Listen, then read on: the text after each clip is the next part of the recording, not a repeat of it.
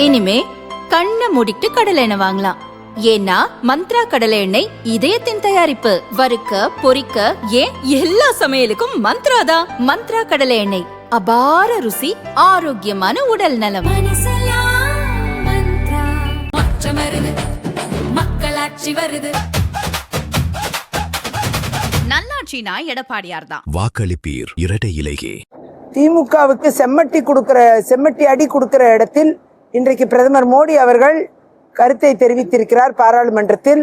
குறிப்பாக மகளிர் மசோதா இன்றைக்கு அமலுக்கு வருவது மிக சந்தோஷமான ஒரு சூழ்நிலை. குறிப்பாக என்னை போன்றவர்கள் தொடர்ந்து மகளிர் மசோதா அமலுக்கு வர வேண்டும் என்று, சட்டம் இயற்றப்பட வேண்டும் என்று கேட்ட சூழ்நிலையில் பிரதமர் மோடியின் முயற்சியால் அது சட்டமாகி தற்பொழுது இன்றையிலிருந்து அமலுக்கு வருகிறது என்றால் அது மகிழ்ச்சியை அளிக்கிறது.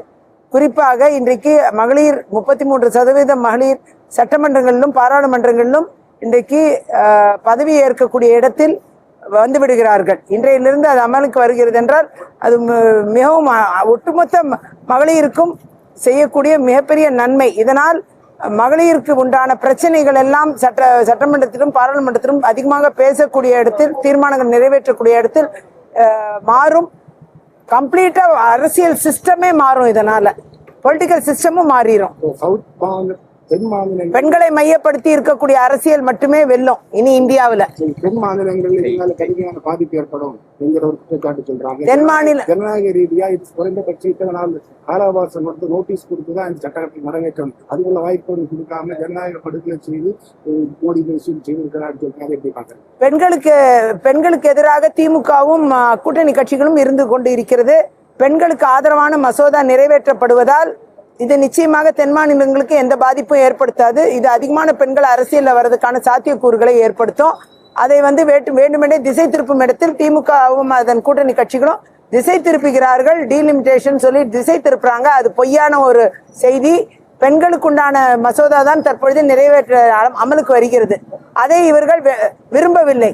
திமுக குறிப்பா பெண்களுக்கு முக்கியத்துவம் கொடுக்கூடாது. காங்கிரசும் பெண்களை விரட்டுகிறது. என்னை போன்றவர்களும் ஹசீனா சயீது போன்றவர்களையும் விரட்டி இருக்கிறது இந்த தமிழ்நாட்டிலிருந்து. அப்படிப்பட்ட சூழ்நிலையில பிரதமர் அவர்கள் இந்த பெண்களுக்கு உண்டான மசோதாவை அமலுக்கு கொண்டு வருவது இவர்களுக்கு பிடிக்கவில்லை. அதனால் திசை திருப்புகிறார்கள். டீலிமிட்டேஷனை சொல்லி திசை திருப்புறாங்க. 33% இடஒதுக்கீடு இந்தியாவில் முதல்ல பெண்களுக்கு வழங்கின கட்சி திமுக. அதோடு மட்டுமில்ல பெண்களுக்கு சுற்றுரிமை வழங்கின கட்சி திமுக. அவங்க சுற்றுமையில் உரிமை எந்த வார்த்தை? திமுகவை பொறுத்தவரை அவர்கள் பெண்களுக்கென்று எதுவுமே செய்யல. அவங்க குறிப்பா பெண்கள் மசோதாக்கு ஆதரவு தெரிவிக்கல. பாராளுமன்றத்துல அவங்க கட்சியிலையும் பெண்களுக்கு இந்த அரசியல் உரிமை என்பது தரப்படவில்லை.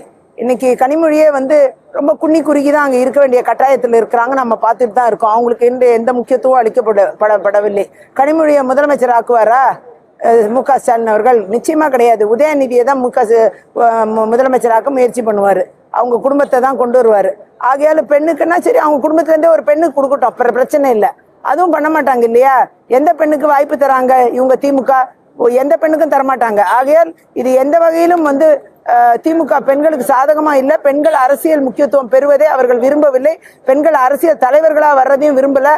அந்த அடிப்படையில் தான் சட்டமன்ற கட்சி தலைவராக நான் தேர்ந்தெடுக்கப்பட்ட பொழுது காங்கிரஸில் என்னை சட்டமன்ற கட்சி தலைவர் ஆக்கக்கூடாது என்று நிர்பந்தம் கொடுத்ததும் திமுக தான்.